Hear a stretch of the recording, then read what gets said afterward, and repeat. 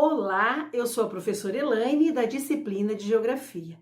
Na aula de hoje nós vamos falar sobre a região sul.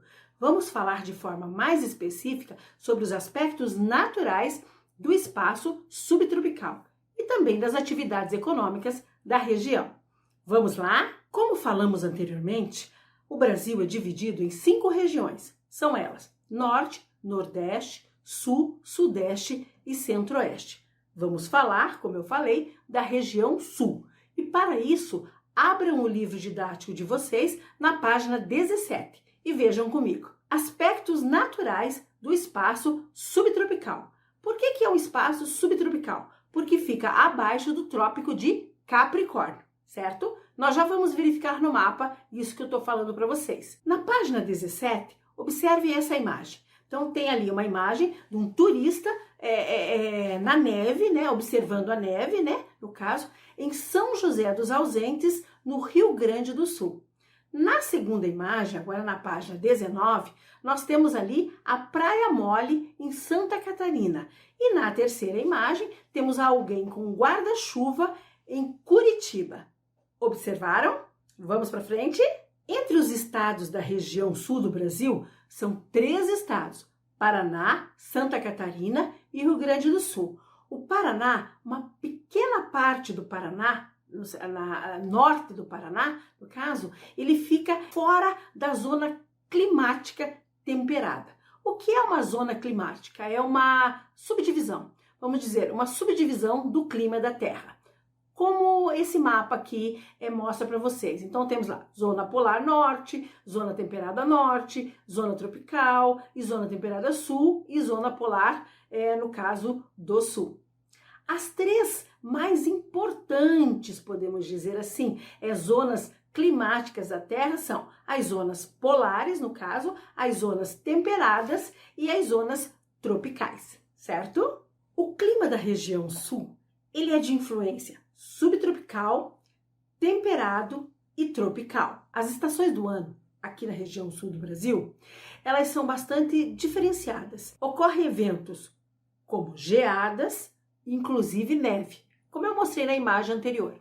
A região sul também é a mais fria do país, principalmente na região do Planalto Serrano, no caso localizado no Rio Grande do Sul, também em Santa Catarina. No Paraná, especificamente, na parte norte do Paraná, nós temos ali o clima tropical. Desta forma, a região norte do Paraná é uma das áreas mais quentes do estado. Nos demais estados, as temperaturas, as estações do ano, elas são bem definidas, né? E sofrem influência da posição geográfica, como eu já vou falar para vocês. Observe esse mapa aqui na página 19, diz lá, região sul, o clima da região sul. Observe, nós temos lá, quando eu me referi à parte norte do estado do Paraná, ali em amarelo, tropical de altitude, o clima tropical de altitude, né, no caso, e depois a parte ali meio rosinha ali que aparece, né, então o clima subtropical, aquela pequena parte norte que eu comentei com vocês, que está fora da zona temperada. Além disso, as massas de ar, no caso úmidas, né,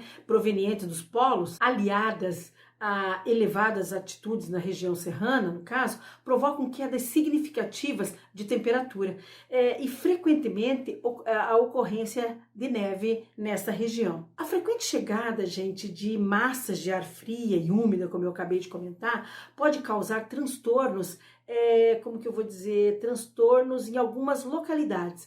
Como essa imagem que aparece de vocês lá, destruição causada por tornados em Caxias do Sul, no Rio Grande do Sul. A imagem é do ano de 2017. Então, por conta dessa frequente chegada de massas de ar fria, como eu comentei, certo? E o encontro dessa massa de ar fria com uma massa de ar quente que provoca esse tornado que eu estou me referindo. Observe na página 20 de vocês uma reportagem da revista Veja, onde diz: frente fria pode trazer neve e tornado ao sul do Brasil no fim de semana. Observaram ali, ó, temperaturas abaixo de 0 na nossa região devem ser registradas nos 3 estados, no caso Paraná, Santa Catarina e Rio Grande do Sul.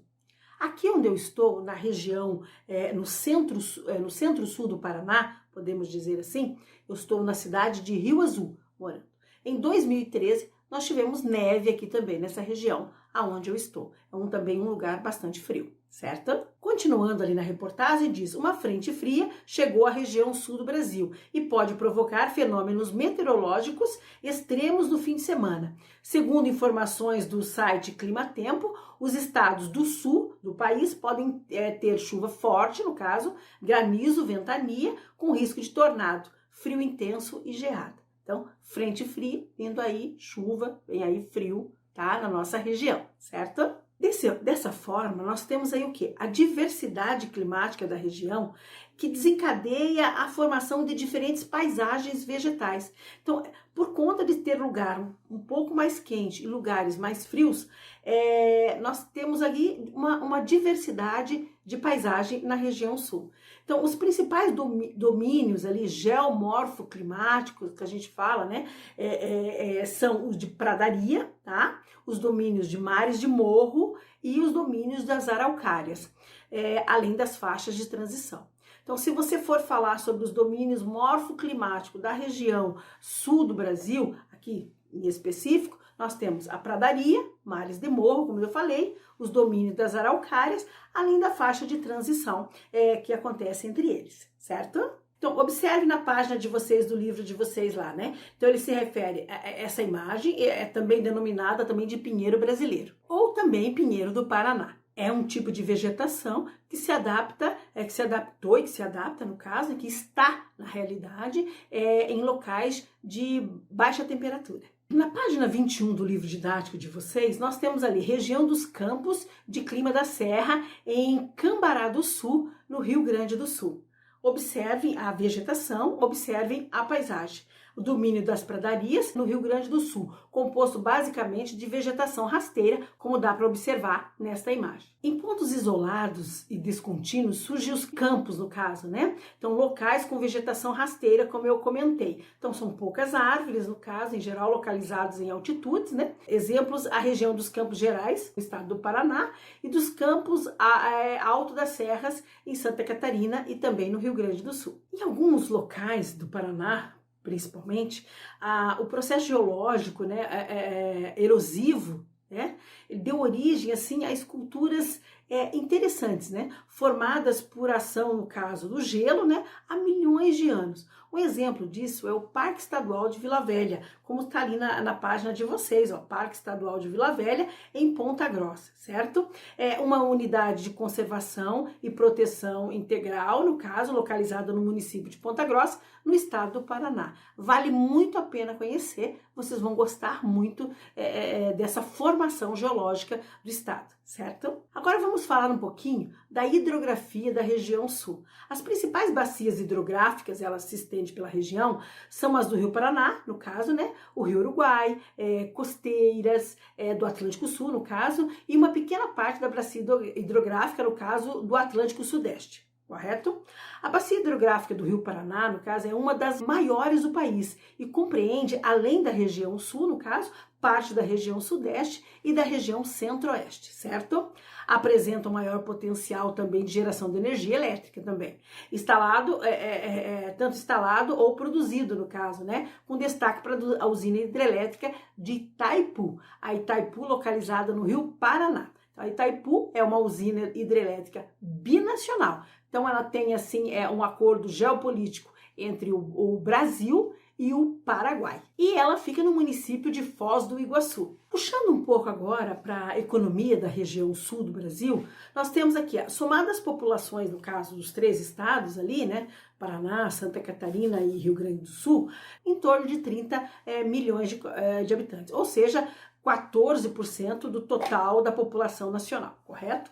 Como vimos na página 18, o estado do Paraná é o mais populoso dos 3 estados. Um outro fator interessante e de discussão está na similaridade entre os índices econômicos entre os 3 estados. São os indicadores sociais, podemos dizer assim. Então, os 3 estados, eles estão entre os 5 maiores IDHs, podemos dizer assim, do país. IDH, gente, significa Índice de Desenvolvimento Humano municipal. Ali está IDH-MS, né? Então, Índice de Desenvolvimento Humano Municipal, correto? Agora, estar dentro de um índice elevado, tá? Estar com IDH considerado elevado não quer dizer que não haja problemas sociais, muito pelo contrário. Aqui na região sul existem muitos problemas sociais, como nas demais regiões ou os demais estados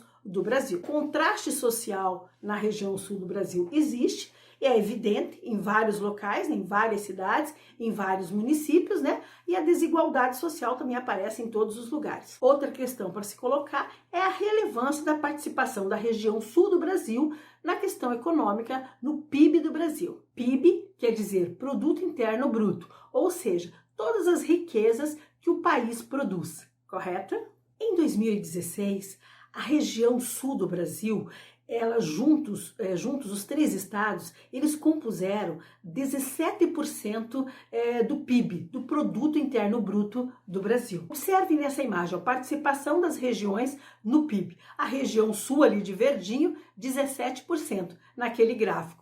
São dados do IBGE. Quando nós falamos em participação no Produto Interno Bruto do país, nós estamos falando da economia dos estados, né? No caso, Paraná, Santa Catarina e Rio Grande do Sul.